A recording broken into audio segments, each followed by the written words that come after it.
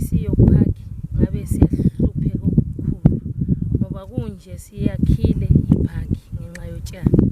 ngoba silamali zokuthi sithenga amazenge utshani busiphathisile sibile kakhulu siyayibonga kakhulu iphaki siyayibonga kakhulu kungayisiyo vele abesihlala embalweni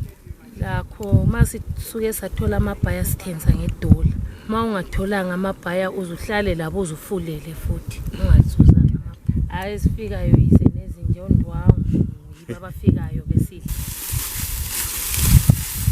naluma kodwa yamayelanga